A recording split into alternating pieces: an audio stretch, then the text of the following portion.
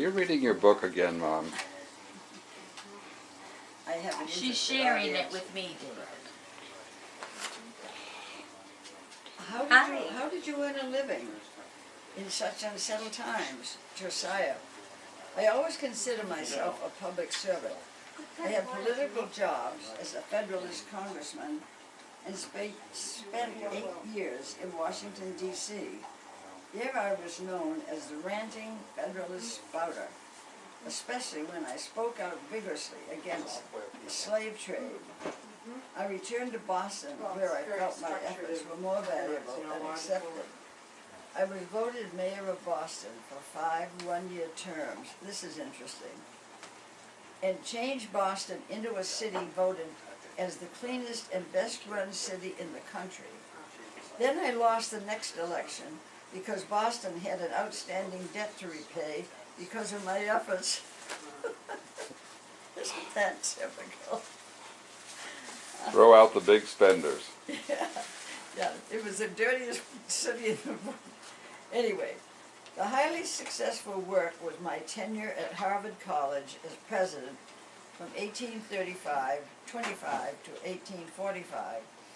I could list all that I accomplished in both of those jobs, but this information is all available on the internet, which you can pursue at your leisure. Ellen.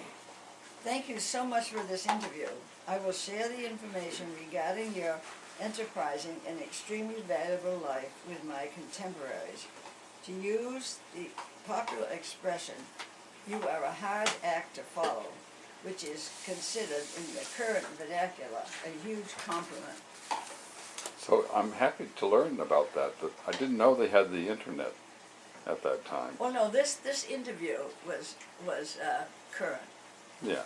See, that was current. It was imaginary. That whole thing was imaginary. I said that right from the first. You did, Ellen. I did. I think it would be even fine to even suggest it if it wasn't current. Yeah. To suggest that they go look it up on Ellen the grows internet. up, early childhood. This is another section that we had to write. The early years, the right group. I first saw the light of day in Manchester, New Hampshire, December 15th, 1918, where I lived for 3 months, and then moved to a cozy little house in Goffstown with my family. I was the third child of 4, 2 brothers and a sister, Jean. She was 4 years older than I and spent her lifetime trying to make me behave, which was a losing battle. We always marched to a different drum as we had very different interests.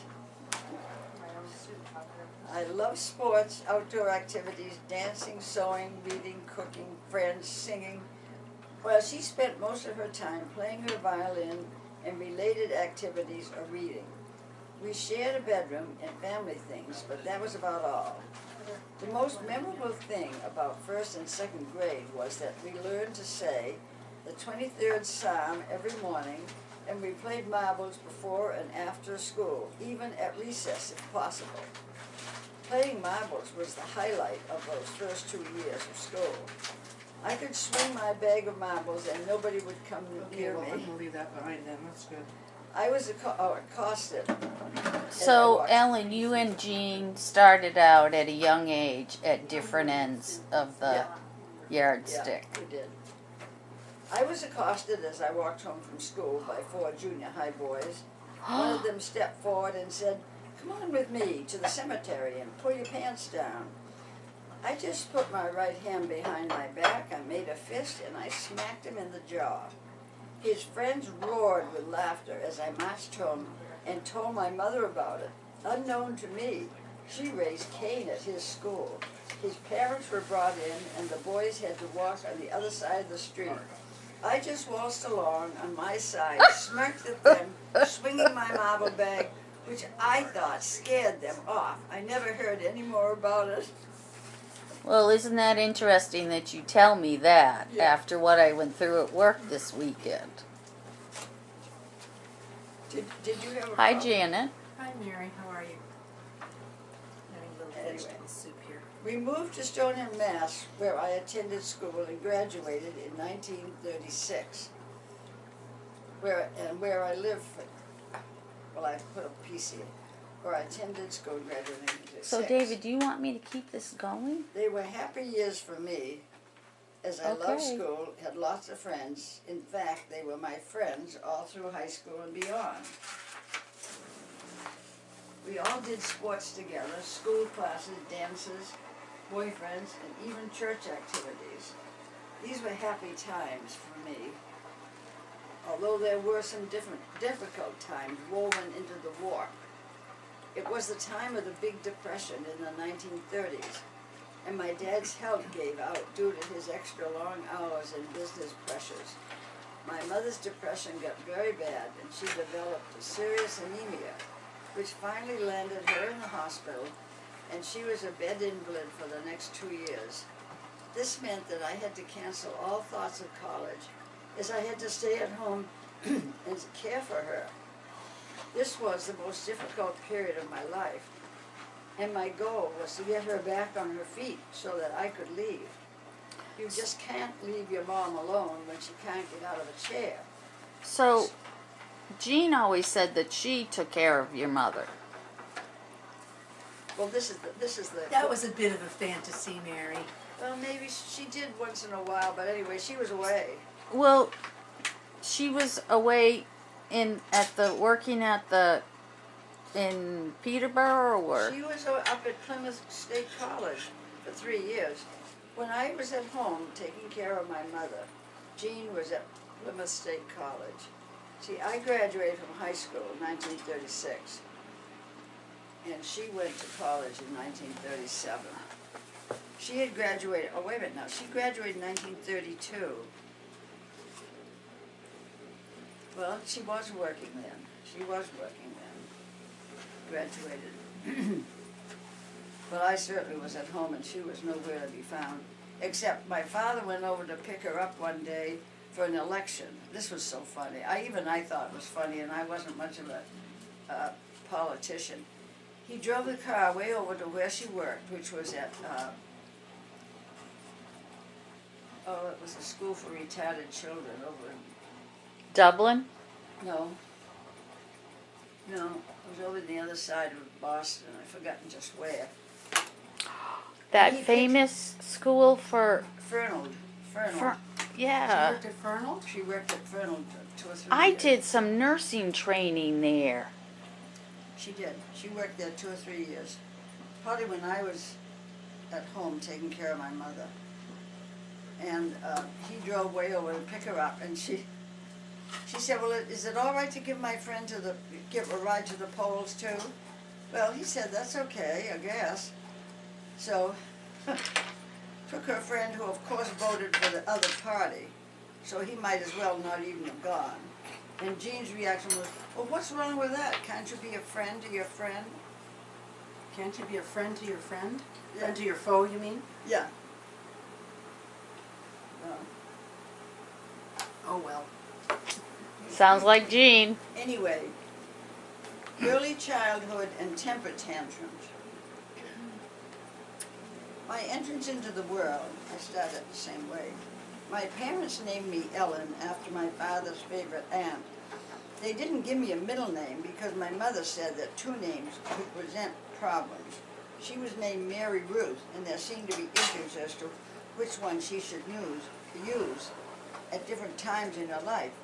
I never even had a nickname, and I hated my name because I never knew another person named Ellen except in cemeteries. Now there are a lot of Ellens, some famous and some infamous. I don't remember much until I was 4 years old, and I'm not sure of which is memory and which is remembering the stories told about me. At any rate, I was told I had a violent temper as a little girl. My mother disciplined me by making me sit in a chair for several minutes, which cramped my style, and I hated to have to do it. I'd kick and scream as loud as I could, but to no avail. My mother was adamant.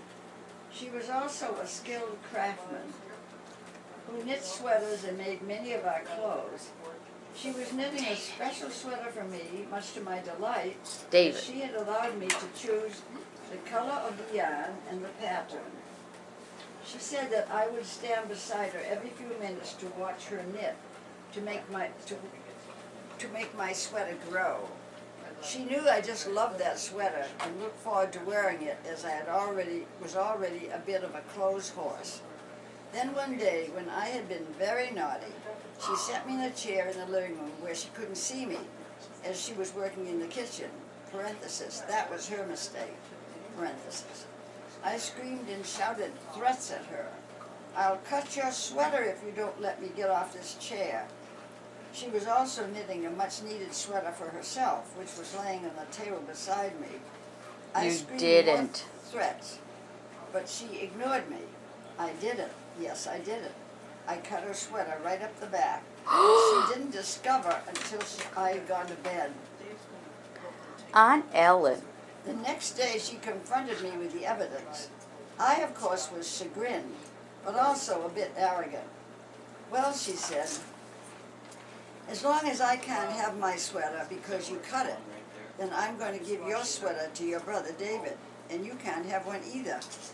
Oh no, don't do that, I screamed and cried. Why don't you spank me, but let me have my sweater? She would not relent.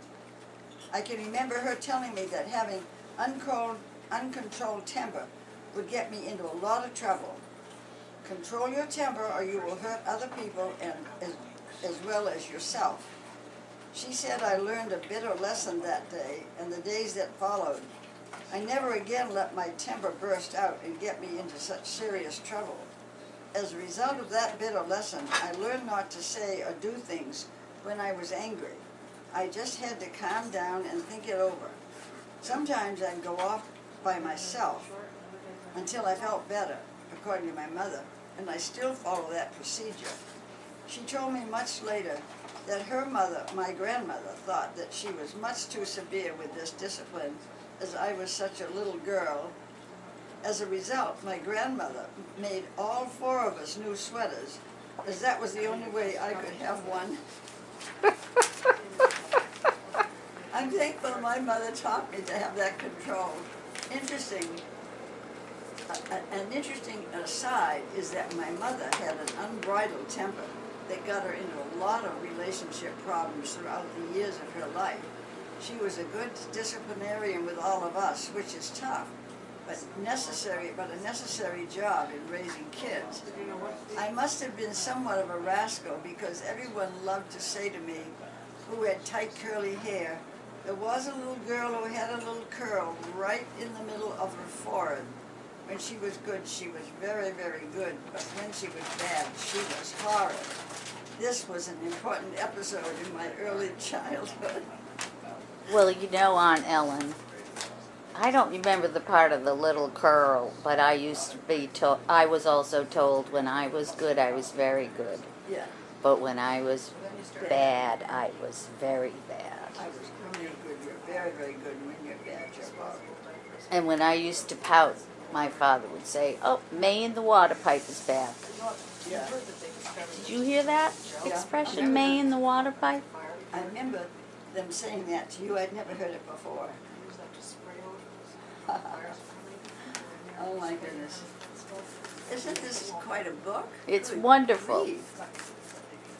It's My son wonderful. David's put it all together. I had it in file folders by these lessons that we were doing for the right group. And that was my first reaction when I heard this. Diagnosis? But what's going to happen to my paperwork? I want so much to do my paperwork. And Janet says, Mom, you don't have to do your paperwork. Someone else can do it. I said, no, nobody can write my book but me. And Ghostwriters. And then she said, well, we'll help you finish your book. And then David came from California. And with he's his still computer. here working on the And book. look at him, there he is. He's been working on it. What would we do without David to Dave, finish we- all these huge I projects? think it's probably 3 weeks, isn't it, that he's been working on it, or 4 or 6 or 8 or something. I I don't think it's 3, Let's just say a while. maybe going on 4. It's a long time. And we appreciate you, Dave, even though you pretend you're not hearing us. So, Mom, do you feel like having a little fruit? Not really. Maybe. Look at you, But yes. we have to give Mary a copy of this book when it's done. I No told her way. we would. There were just a couple people outside of, I shouldn't say outside of our family, including our family. Aunt Ellen, Yes. I'm going to interrupt you, which I'm very good at and have been told it's something I should work on, but you Yes. need to have some fruit. So just take a break and have some fruit, and then you can go on chatting. Oh, How does that sound? you have to pick up a spoon.